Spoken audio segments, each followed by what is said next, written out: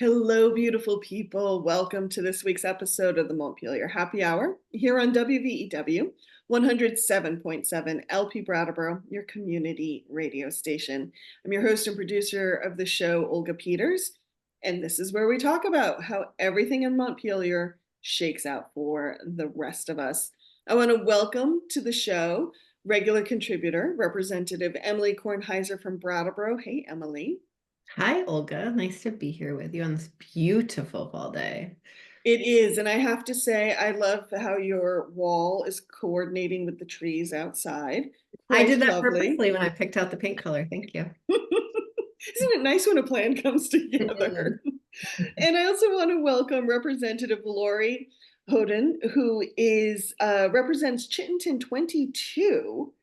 Also is chair of the House Committee on Healthcare, and vice chair of the Health Reform Oversight Committee.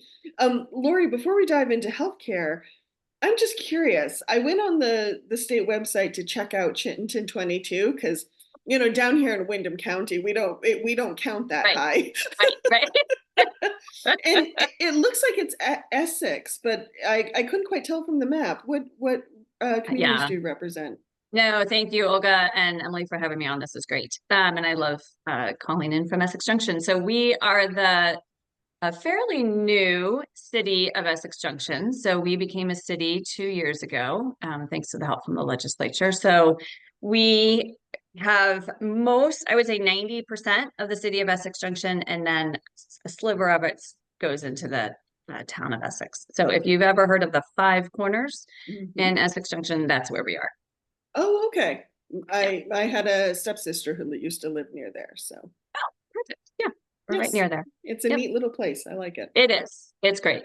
It's fabulous. Well, we are, as listeners may have heard Emily and I mention in previous episodes, we're doing, at least in October, a deep dive into healthcare because it Great. looks like one of those things that is going to be an issue coming in the new session. And so, what I'd love to start with, Lori, is healthcare is such a big thing. And I actually think for a lot of folks in our neck of the woods, and Emily, please add to this, um, they're kind of like of two brains. One, it's the what am I paying now for healthcare, right? And what am I actually getting? But I think we also are still in the realm of the Shumlin days when Right. we almost had when we were working towards a statewide healthcare system. Yeah. And so where are we now? Like, what are we working with now? It's a really good question. I wish, quite frankly, that the Shumlin thing would have happened because we'd be in a really different spot. But I also understand why it didn't.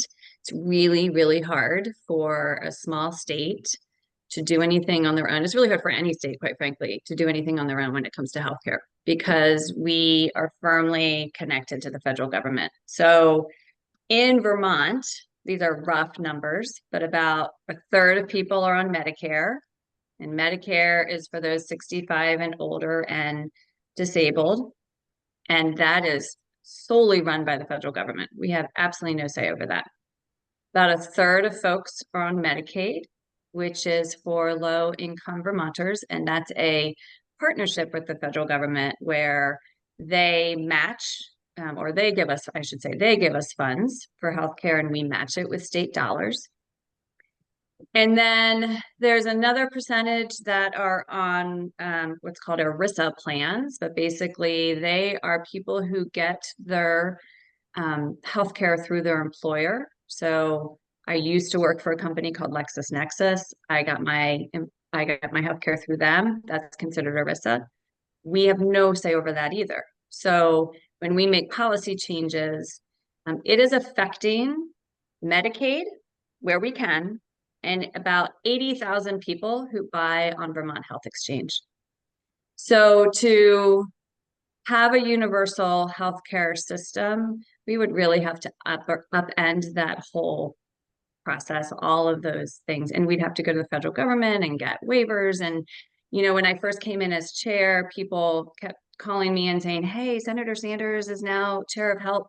in the Congress and he'll give us a waiver. And that's not how it works. Unfortunately, I think Senator Sanders would love to give us a waiver, but that's not how it works. So here we are trying to navigate all of these various ways people get their health insurance in order to provide health care, quality health care at an affordable price. And, we're missing the mark on the affordable part.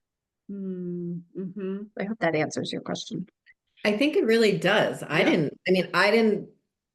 I've certainly talked to you about this a lot, and I've heard you talking about it a lot. And somehow those like third, like how few people are on the health exchange, like kind of, yeah. It's startling.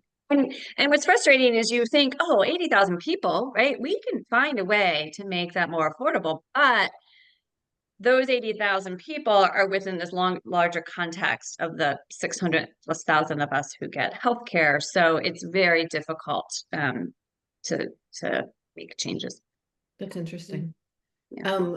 And I think one trend that I think about is that, over the last 12 years, I think Vermont really celebrated the fact that we were a state with like very, very, very high rates of folks being insured, that we had hardly anyone who wasn't insured, right? And we are very proud of that. And I think, you brought up affordability. I think at this point, and maybe not 12 years ago, at this point, the lack of affordability and actually accessing the care, even if you have insurance, is where we have insurance. Insurance does not mean access anymore. And I think it did a decade ago. And so that's, I appreciate that that's where you sort of ended your sentences. Yeah. And about 40, I think it's about 44% of Vermonters are what's called underinsured. So although we have a very low uninsured rate, I haven't seen the numbers. I mean, the numbers are delayed, but last I heard it was about 3% uninsured. That means 97% of people have insurance in Vermont. 44% of those people can't afford to use the insurance that they have. Mm-hmm. And that's a big problem. And so what's happening is people are delaying their care and then they're getting more sick. We had the pandemic. People didn't go see their doctors or go to the hospitals. And so now we're seeing a real increase in the need for care. And so utilization is really high and the care is more acute, meaning it's requiring more to help people get better. And you're seeing that that's part of what you saw in the increased rates for the insurance companies this year that were approved by the Green Mountain Care Board. Mm-hmm. Interesting. So for you, Emily, because you were the one who said, I really want to strengthen some of my knowledge around healthcare before we go into the new session. Where are you sitting? Like, what is confusing you, or what are you sitting with right now that you're like, I don't see how these pieces fit together or not? Like, what's kind of your nugget that you're It's a few things. One, I think when I first ran for office, like it was probably and I for whatever reason, like this next biennium to me feels like a real renewal. And part of it is like my, fairly intense primary. Part of it is like I'm likely entering my second biennium as a chair, which feels like a much more stable entry into being a chair. I think Lori can probably relate to that. We can hope. Yeah, I like feel like I know what I'm getting into to some degree. And so I'm like really spending a lot of time sort of reflecting on why I did this in the first, maybe I'm just tired. And so I'm like reflecting on why I did this in the first place. And a lot of it was like, constituents talking about healthcare. And, Brattleboro, Windham County is certainly like a hotbed of such things. But it's also, like the drumbeat of the affordability and really moving into sort of these theories about affordability, that it's these huge costs, not the little nitpicky costs that are really like what makes life not be affordable for folks. And healthcare is one of those huge buckets for people. And so that's like one thing that I'm thinking about. And then also like this last year, we did get a lot done towards affordability. And so sort of just like really trying to get excited about like, what is the next step? How does that fit into the big picture? I think Lori's been really effective at finding significant, meaningful tweaks to the existing system. Usually when we tweak a system, we just like Pick around the edges. yes. And then the last thing is that, like, you know, because of all of those things, because of the affordability, because of our aging demographic, like it's one of the systems that is in a bit of a crisis. And so want to like just fully try to get my head around the crisis and get constituents' heads around the crisis, because articles in VT Digger, as delightful as they are very short. And then so it's hard to really get your head around something just reading a few pages. So that's what I'm thinking. So I would love to start with like, what have we been able to get done so far? And what are the next steps? Great. And we have, I think, gotten a lot done. I do want to comment on one thing you said though, and I think this is really important for everyone to know, like the economics of healthcare is very different than like, you know, the economics of consumerism. People don't shop their healthcare, right? And we may not want them to, you know, I don't know. But if you need an MRI, you're gonna, you know, if they think you might have a tumor, like you're gonna go get your MRI. You may not look to say, where can I get an MRI cheaper? And people trust their doctors. So if their doctor says this is the best place to go, that's where you're gonna go. So I'm not saying that's wrong. I just want to put that out there because I think some people think like more competition would bring down costs, and it might a little bit, but you need people to change the way that they look for healthcare. And I don't think that's going to happen. Especially yeah, especially rural communities, Emily. And I appreciate you saying that, Lori, because I think one thing we also forget about healthcare is so often when people have to make their biggest decisions about healthcare is usually when they or a family member are in the biggest crisis. Exactly. And you don't think well and make good decisions when you are in crisis. You just want to like take care of your loved one. Exactly. You're not shopping for a car, right? You're not shopping for a car just because you think you need a new car. You're shopping for the treatment that's going to get you healthy. And that's a big difference. Yeah. So with that said, I think we have a lot to be proud of here in Vermont. So one of the drivers of healthcare costs is the fact that a lot of people are going to the hospitals versus seeking their care in the community. And we're far from bringing care back into the community, and that's one of the things we really need to focus on. But if we look at the mental health system of care, the legislature and the administration have worked really closely over the last couple bienniums to really create a system that works. And so we're seeing the effects of that. So I'm just going to walk through the system. DMH does a better job of this, but I'll give you my version of it. So we have 988, which is now a suicide crisis hotline. And so anyone, anywhere in Vermont can call 988 and they will get connected to someone in Vermont. If they can't get connected to someone in Vermont, it does overflow to a place in New Hampshire, but the overflow is at this point is pretty low. We're doing a great job of answering that phone with 988. So people have a place to call if they're in crisis. We have the designated agencies, which is our system of mental health care in Vermont. I think we have 11 or 12 of them across the state. They were all operating, not all, some were operating mobile crisis within their own designated area. But we've rolled out a statewide mobile crisis, which you go back to that partnership with the federal government is being partly funded with federal dollars and has some strings attached to it because of that. One is that there's 2 people that respond to every call. One can be a peer support person, which is great. And then one would be a clinician. And so that is rolling out. And so that means people are being seen where they are, right? So you're having a crisis at home, you can call 988 or just call your local DA or call 911. They connect you to a mobile crisis. That team can come out and assess you in the home, on the street, wherever you may need help at that moment. The other thing that's really exciting that's coming online just this year is urgent mental health care centers. And so this is to help pull people out of the hospital emergency room where they're not set up to treat folks who are having mental health crisis, and care for them in a place that works for them. And so I just went up to the Newport area, and they have one called Front Porch, which is so exciting. So we took a lot of testimony on this in committee. It's finally great to see that they have a building, they're starting.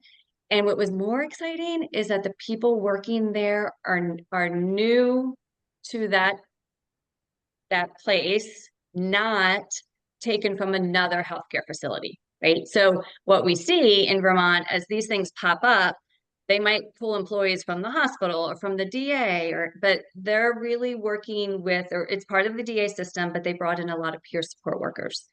And so up there, instead of going to North Country Hospital emergency room and maybe sitting for a couple of days until someone can see you, they're able to go to this place called the Front Porch, which is more homey, more conducive to someone having, a mental health issue at the moment. And then we are trying to open more beds for children. So Southern Vermont Medical Center in your neck of the woods is working on opening a new unit for children who have co-occurring medical and mental health concerns. So that would be great, because right now we don't really have a place for those kiddos to go to get help. So on the mental health side, just to put down here, the retreat does have significant opportunities for children's mental health, but they do not have, correct, because they're not a physical body hospital. right? I Yeah, don't know what the word is for that. I know it's hard to. They Yeah, can't right, do co-occurring, and that's right, a lot of kids. right. And so one example of a diagnosis would be an eating disorder, right? And so they need both care for the mind and the body. And so that would be where a young adult could go. So that's great. So we'll see that continue. And then the DAs are also working, some DAs are working on a new certification through the federal government that will draw down additional federal dollars. And so we're excited to hear more about that this year. So is our mental health system of care fixed? Absolutely not. Do we need to have, I feel like we need to stop saying our mental health system of care and say our healthcare system, right? And part of it is that it's not fixed, but we're doing better. So that's exciting. And the other thing we did last year was the Medicare Savings Program, and kudos to Emily, who was a key partner in getting this out. So this is where if you are 64 and on Medicaid, so this is for low-income Vermonters, and then you turn 65, you must go on Medicare. In Medicaid, you had no premiums to pay. In Medicare, you do. This is like the most shocking thing to me. Yeah. I had no idea of what a wild cliff. Oh, it's unbelievable. Right. Yeah. So now, low income older Vermonters are having to pay, and I don't have the numbers right, but about $2,500 a year on a premium. And then more for drugs and copays. So it was this huge financial cliff, and people were like, we can't do it. So there's a program called the Medicare Savings Program that the federal government works with us on, and they pay for a lot of it, but it was only up to a certain income amount. And so we raised the income amount. And so more low-income Vermonters, when they turn 65, will be able to qualify for Medicare Savings Program, which will pay for those premiums. So they're continuing to receive their health care, and they are not having to pay the premiums. And the added benefit of that is to our hospital system. So what would happen is you turn 65, you're paying these premiums, but then when you go to get care, usually in a hospital, you can't pay the hospital bills because there's copays and all of that. And they would take that on as free care or bad debt. And so now they're also getting the reimbursements, not enough, but to cover some of that care. So it really is a win-win for everyone. And then we put in a requirement by the administration to come back to us to talk about increasing those income levels even more so we can help more Vermonters. So I think that's one of the best things we've done since I've been there. So it's great. And what else have we done? Hire Oh, wait. How did I forget about that? So one of the things we're here most about from providers is their administrative burden. So, and patients too, right? I go to my primary care. They want me to go get a CT scan. I now have to wait for my prior approval from my insurance company to get that CT scan. And so we worked really hard. We wanted to get rid of prior authorizations for everyone and just can't do that. But we did put in place starting January 1, and this is where things get tricky. If you are getting health care or health insurance through the qualified health plans through Vermont Health Connect, and you go to your primary care, they no longer have to get prior authorizations. So it's a win for the patient. It's a win for the provider who hopefully now where they were spending 2 hours a day on paperwork and prior authorizations, will be able to cut that out.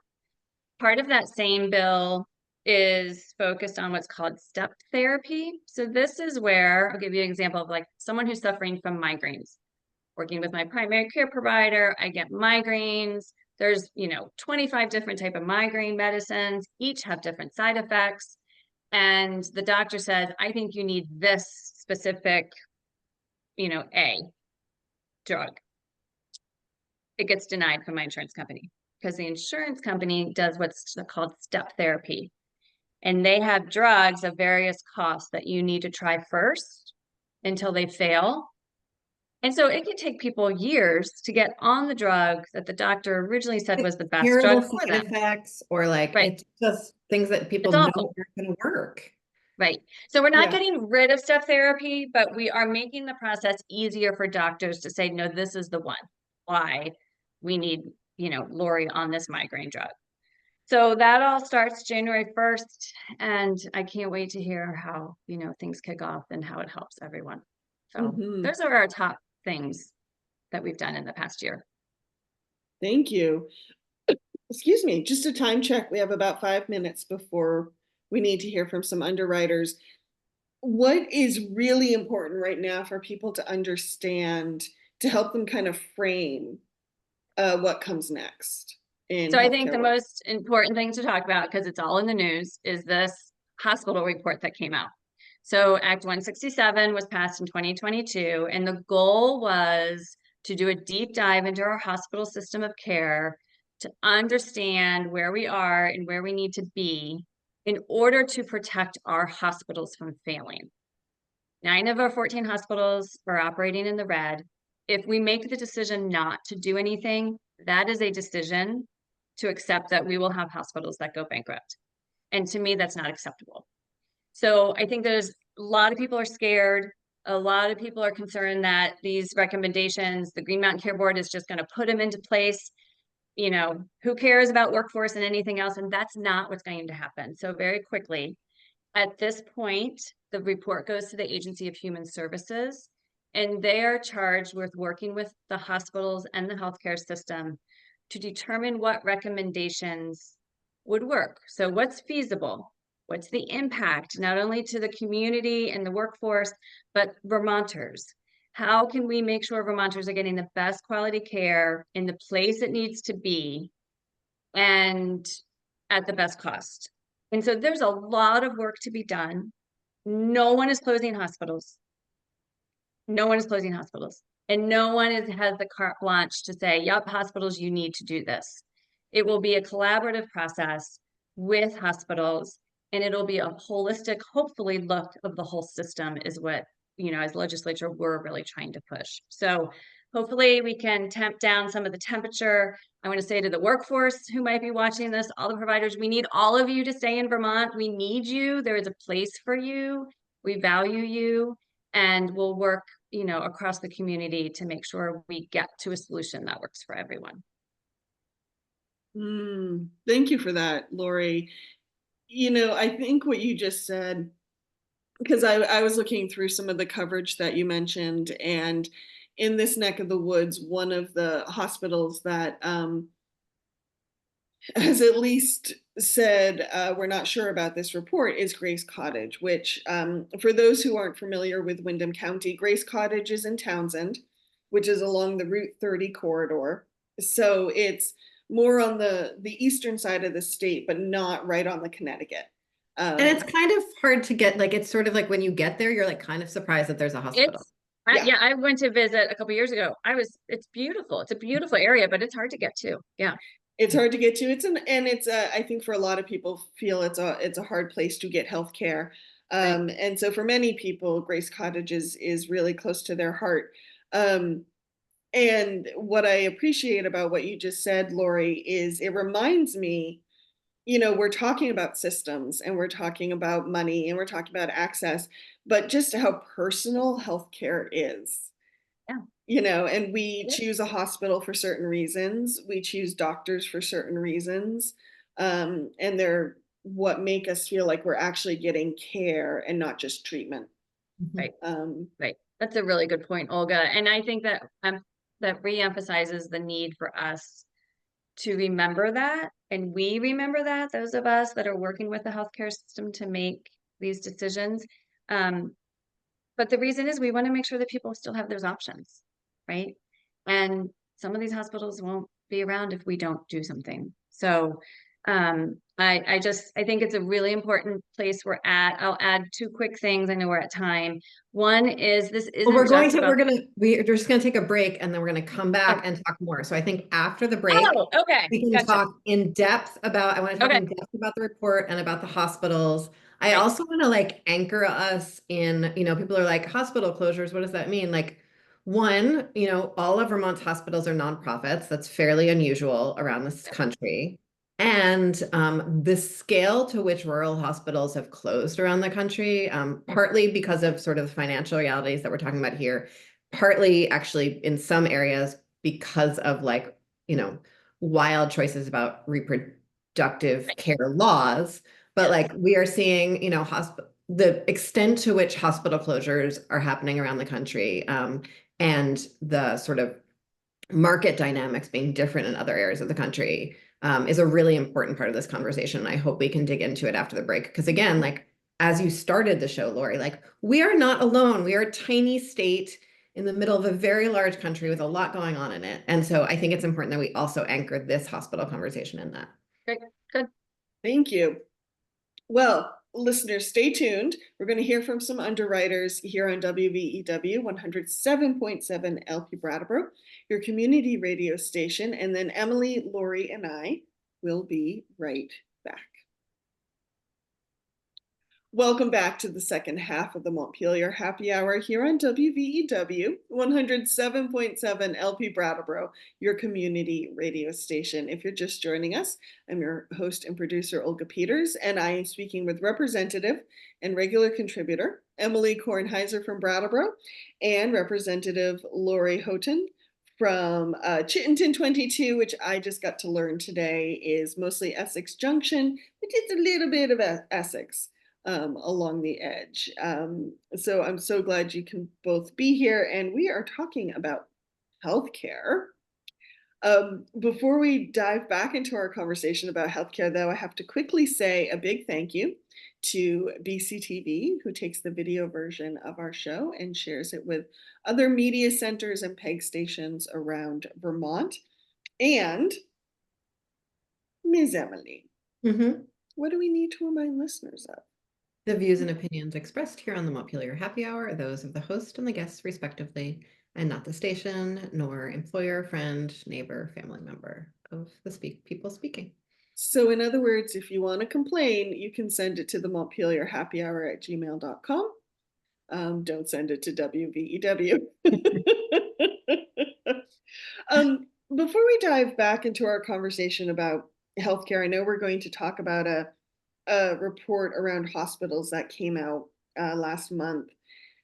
I think one thing I'm sitting with, I was talking with some friends before this show as I was prepping for it, and we were kind of comparing the US with other countries who had implemented national health care. And two things stood out from that conversation for me. One was when the UK did it, they had just come out of World War II, and so there's a lot of upheaval and a lot of building of new things. And the other thing that stood out to me, and so I really hope we don't need to go through World War II again to like have a new Yeah. healthcare system. Want to be clear about that. But the other thing that stood out to me is a conversation I had with an ex-boyfriend who was from Australia. Mm. And the first time he went to get some kind of healthcare in the US, he came out of the office saying, What's all these people doing here? Like when I go to my doctors in Australia, there is a receptionist, the doctor's assistant, and the doctor.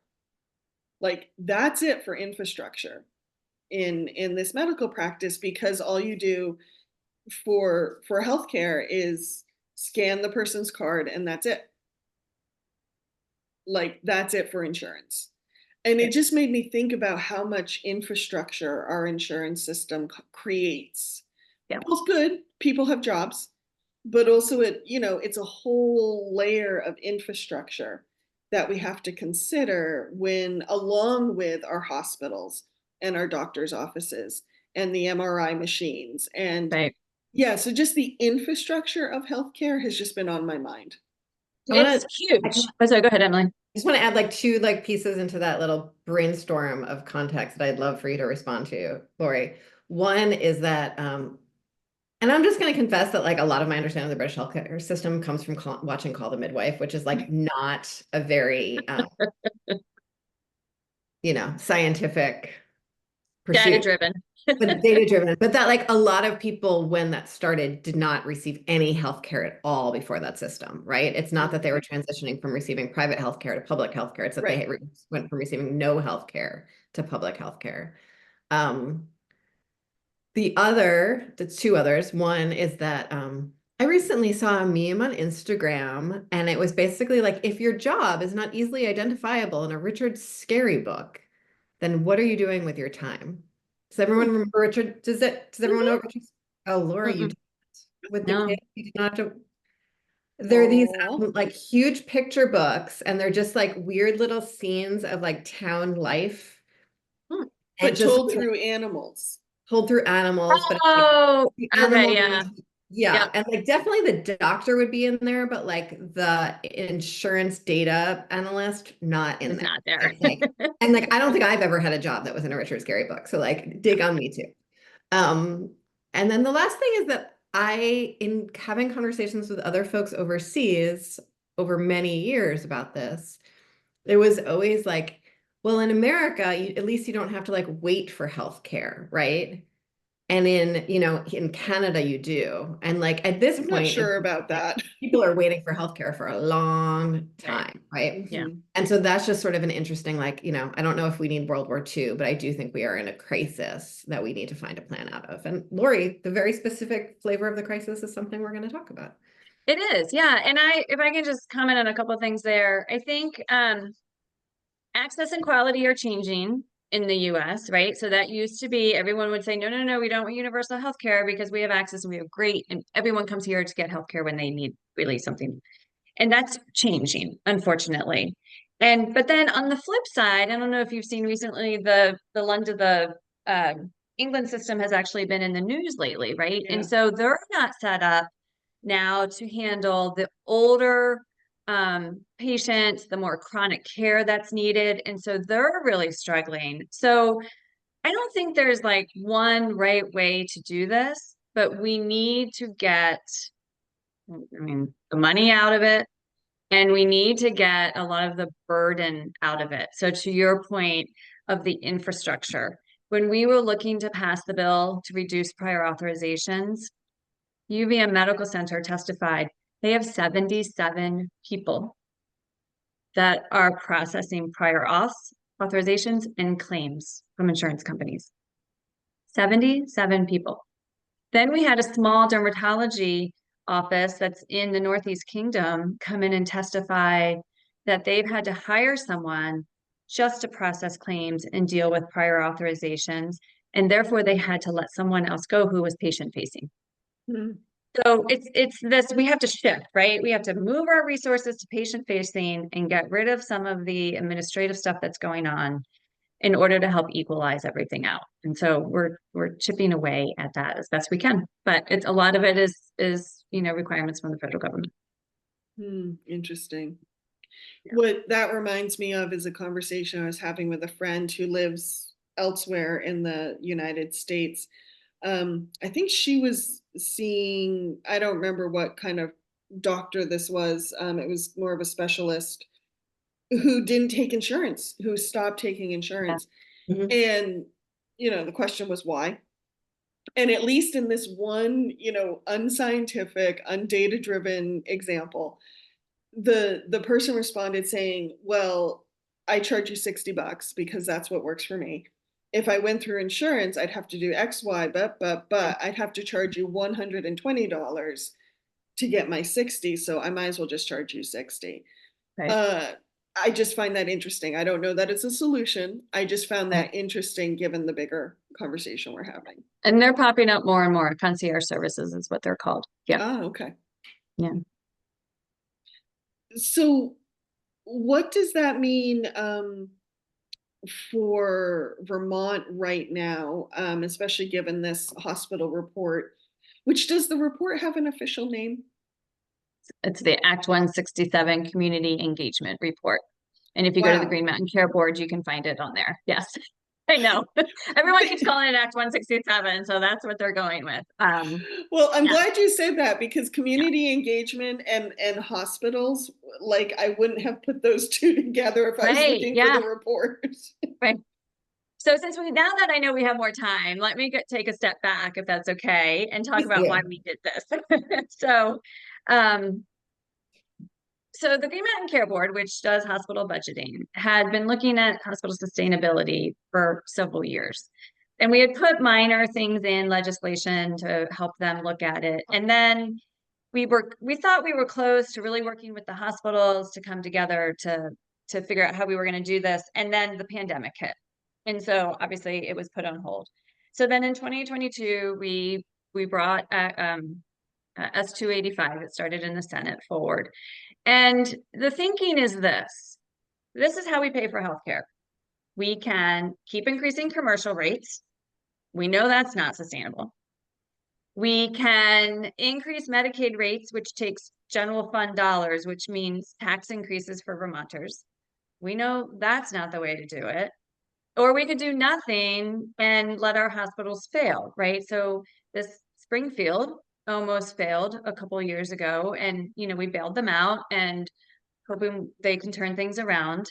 But those were the options, and that's not acceptable to us. And I was just at a conference at the end of June where I think it was about 40 of us, health and human service chairs from various states came together for a conference.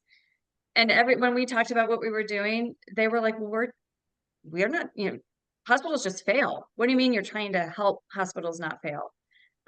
They fail. And so I feel really good about what we're doing, but it's also really, really hard. I mean, there are some angry people right now, and I get it. These recommendations, some of them are pretty harsh. But I think if we can stay in reality of what the process is and keep working together, we can hopefully find a solution to go forward and make sure that our hospitals are sustainable, that we're able to care for Vermonters as we age. It's another issue. We're one or two top aging states. And that brings a lot of costs into the healthcare system. So I just wanted to kind of level set why we did it a little bit. And Lori, can you there talk a little more about that national context that you learned about? Like those hospitals I know that most hospital systems in cities are private for profit, and our hospital systems are nonprofit. In other rural areas, do they tend to be private for profit as well? And is that are those the hospitals that are failing? yeah.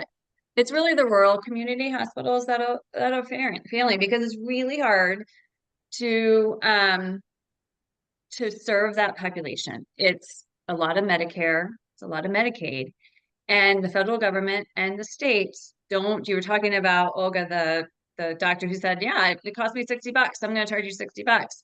So in the US, if you're a Medicare patient or a Medicaid patient, and you go to the doctor, the doctor's getting maybe 60% and sometimes less for what the true costs really are.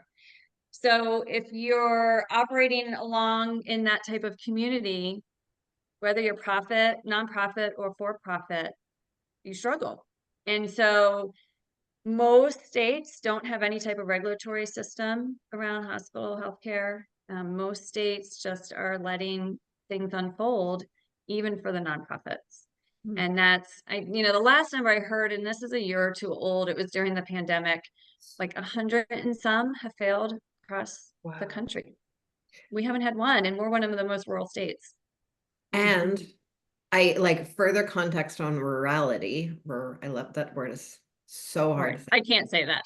Further context on rurality, like when we're talking about some rural states where a hospital fails, that might mean that someone needs to drive 10 hours or more to get access to care. Absolutely. In Vermont, we are rural because we are sparsely populated. It is still not that far to drive to get to a major city from anywhere in Vermont. And so compact. We are very compact. And so the number of hospitals that we have per capita is like wild, but it's also like really the distances we have to drive, even for like the most rural areas of our state, to a hospital, is actually like an extraordinarily short distance. Right. And that is one of the things we need to look at. So, and one of the things I was going to say before the break, this isn't just about our healthcare system. Olga, you mentioned systems. This is about our transportation system. This is about our housing system. I mean, this is about everything. This is not just healthcare. So yes, there are some areas where there's maybe multiple hospitals and you could go to one, and that's happening today. I forget what the numbers, as you can tell, I don't remember numbers well. I don't forget either. What the numbers are, but in the book, in the report, there's a large percent of our healthcare. So I'm just going to pick on SVMC. So let's say they have a catchment area. It could be that, and these numbers are made up, everyone, 40% of their residents are going somewhere else for healthcare. So we need to figure out why. And did you have an aha moment there, Olga? I recently interviewed Tom D. And he told me what that percentage was. Yeah, I wish I could remember. Oh no. Well, and it's sort of like a Brattleboro example, right? It was high. Yeah. So in Brattleboro, like a lot of people go to Brattleboro Memorial, a lot of people go to Grace Cottage, right? Because it's like cozier, and they've actually done a really good job attracting like primary care doctors there. Yes, that they have. They're comfortable with, and they sort of, and then a lot of people go to Keene to access the Dartmouth system. Right. People go down to Springfield to access the Springfield hospital system. I have a good friend who went to Boston to go get healthcare yesterday. Right. And so and so I think one of the things that's huge for me about that is that at the beginning of the show, Lori, you talked about people not shopping for their healthcare, and I don't think people shop for their healthcare based on cost, but I think people with more means, more privilege, and more access tend to shop for care based for quality. Absolutely. Vibe. Whereas like folks with less resources, less privilege, and I really mean those not as synonyms, will stay with sort of their very closest hospital. Yeah. And that's what, oh my gosh, there's so much here. That's what a lot of hospitals that I've been meeting with are most concerned about with some of these recommendations, is that it will leave some behind. There's no equity in this. And there's no equity today. To Emily's point, some people who have the means go to Boston for their healthcare. So how can we structure our system to make it high quality, cost effective, and local in a way that makes sense?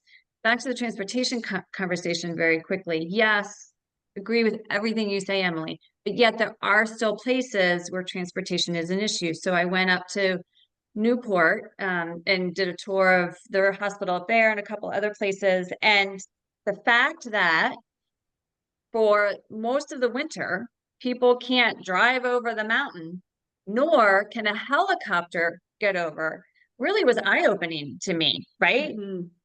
Right. So they have helicopters in North Country ready to take you to Dartmouth or St. Jay. And a lot of times, I forget what it was, 30 or 40% of the time, they can't fly the helicopter because of fog or weather conditions. So they're really isolated up there. And we have to understand that. And I would say, of all the recommendations in the report, the ones for North Country, in my mind, are the least attainable, right? Because they are really isolated and they serve a large catchment area that has no other place to go. Can I ask you a question about that? So on our, like in our little border town or in the Bennington border town, right? Like people act like in Bennington, people access New York and Massachusetts, right? And here people access New Hampshire and Massachusetts. Up there, is it that like Canadian healthcare is like just such a different system that people don't cross the border for Oh, healthcare? yeah. Okay. My understanding is no. That's And they so, may not have the people- transportation. I mean, there are school systems up there where people cross the border into Canada for school even. Yeah. Wow. Okay. Thank you. That's helpful. Yeah. What this makes me think about, Lori, for what it's worth, is you're talking about the North Country, and it's making me think of our health clinic in Wilmington, Deerfield Valley Health Center, which the joke is, when I was growing up, was, well, we needed a place for all the broken legs from Mount Snow to go Right. in bad weather when they couldn't get over the mountain. And of course, I don't know if that's really why it started, but it has, that's the story. And of course, the clinic has grown to Right. be much less of a crisis clinic and much more to a full service clinic. But I think the other thing that I'm thinking of, and why that I thought of Deerfield Valley, is that's another layer in the system. If you have crisis care, Right. you know, heart attacks, broken bones, and then you have the longer, bigger care, and that they need different facilities or different timelines. You need to get to a Right. crisis place faster than you need to get to Exactly. your annual exam. Right. Exactly. And that's what we need to look at. So where do we still need that urgent care emergency room in most places? But can it be altered slightly in that, you know, is there a hospital that has two cardiologists, right? And maybe there aren't enough cardiology patients. So could those resources be shared with other hospitals? You know, things like that is what we need to look at. And we really need to push care out of the hospitals. At the end of the day, we need to be investing in our primary care. We're investing, as I explained earlier, in our mental health system. We need to get people seeking treatment when they need it, early in the prevention stage or right when they get sick, at a lower high quality cost of care, so that the hospitals can do what they need to do for the most acute patients. So, Lori, I just want to make sure that I'm understanding something that I think I've heard before. Is that like, so those cardiologists in your example, it's not just that they don't have enough to do, which is like maybe it would be nice for them. But if like you're not, my understanding is that if you're not sort of engaging in a procedure often enough, Yeah. or you're not sort of seeing enough of variety, as a doctor, your sort of skills are not as sharp and you're not able to provide the same quality of care. Right. I would say there are metrics in the healthcare system that, you know, surgeons should be doing a certain number of X or doctors should be doing a certain number of Y in order for it to be deemed like the highest quality. And I think that's one of the reasons people leave Vermont. Nothing against our doctors, right? Our doctors are amazing. My father-in-law just fell and broke his femur. He's 89 years old. He had amazing care with orthopedics and the entire staff at UVM Medical Center. But people sometimes think, oh, I need to go to Boston to get better care, or I need to go to Albany to get better care. And because our doctors here, there's no way they can be doing enough of the procedure to make it quality. And our quality metrics tracking is pretty sparse. We need to do better on that in order to, where we need to build up the doctors and be like, yes, you should be doing these procedures in Vermont. Look, they're amazing. And they're meeting the quality. And then in some areas they may not be. Okay, thanks. And then my other question, before we wrap up, is you sort of mentioned that in other states, there's sort of like no mechanism to do anything about any of this. And at the top of the show, you talked about both the Green Mountain Care Board and the Agency of Human Services. And so I'd love to know sort of what their relative positions are in this system. And I understand that's like a very hard thing to explain in a few minutes, No, but that's fine. Yeah. that would be really helpful. Yep. So Green Mountain Care Board is the regulatory body. They were set up with the passage of Act 48, which is supposed to be universal health care. But there has been a hospital regulatory body before that. So, you know, people think Green Mountain Care Board was the first iteration. They weren't. So, but they do hospital budgets. And so every year hospitals put their budgets in and they do an analysis. They work together and they come out and say, these are your rates. They do the same thing with insurance companies. And then the Agency of Human Services is the state agency that oversees a lot. So, you know, they have healthcare, they have mental health, they have corrections, they have Department of Children and Families. And so the two now are working together, right? And so basically, Act 167, the consultant was through the Green Mountain Care Board. Now the report goes to the Agency of Human Services. They work with hospitals on transformation. Green Mountain Care Board is staying in the mix, but Green Mountain Care Board isn't the one that also does the transformation because they're the regulatory body. So the Agency of Human Services sort of like administers the support for the changes. Is that? And analyzes what the changes should be.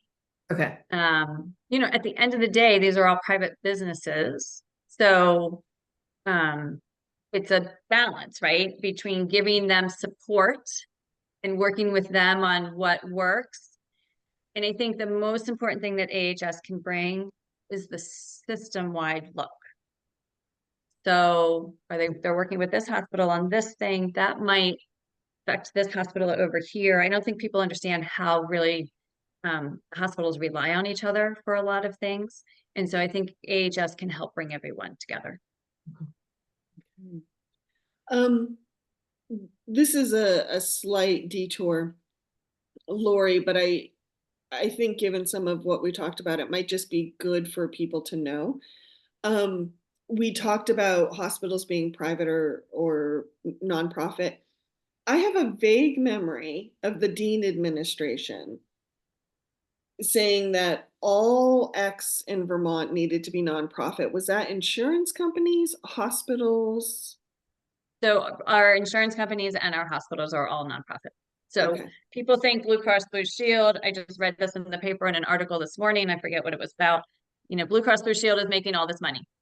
They're not. They're nonprofit. MVP in Vermont is nonprofit, and all 14 hospitals are nonprofit. And so what that means is any money they're making, which they're not, goes back into the system of care. Thank you. And I'm just bringing that up because when we talked about other hospital closures, I just thought that might be good context for folks. In the last few minutes that we have left, Emily, do you have any other questions for Lori? No, I don't. Okay. So my next I question. like dozens, but I can defer to, you know, I feel good. We pulled on a lot of threads. So since this hospital report feels very big for a lot of people right now, what's its next steps? Like what happens now? So next steps are the Agency of Human Services. I just met with them this week. They are diving in. They are meeting with hospitals.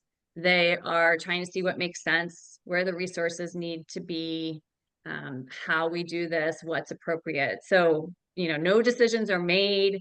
No hospitals are being forced to close. It is a process that will take time. Thank you. That is all the time we have in today's episode. Can I add yes, one thing? Please do. Just remember, open enrollment starts November 1st. Yes.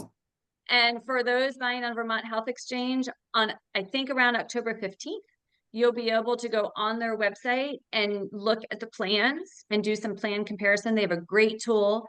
I recommend anyone who's buying through the exchange, please take the time to go to the plan comparison tool and see what your healthcare costs are and see if there's a plan that's better for you. There's subsidies, there's all sorts of things happening. And so please, please, please do it. Thank you very much. I will try to remember to link to that comparison tool in our show notes. Lori, if people want to follow the work of the Healthcare Committee, how can they do that? They can go to the Vermont Legislative website, and every committee has its own page. We post the agendas when we start. I think we start January 8th this year. And so that's easy. And, people can always contact me directly. Houghton.lori@gmail.com. Thank you. Emily, if people want to reach out to you. Folks can go to emilykornheiser.org and you'll find links to my emails and my phone number, and hope to see you at the grocery store or on the sidewalk soon. And as always, the Montpelier Happy Hour is on WVEW 107.7 LP Brattleboro, your community radio station, every Friday at 2 and rebroadcasted on Wednesday mornings. You can also find us on BCTV, and of course, wherever you find your podcasts, we are there as well. Have a great weekend, everyone, and take care.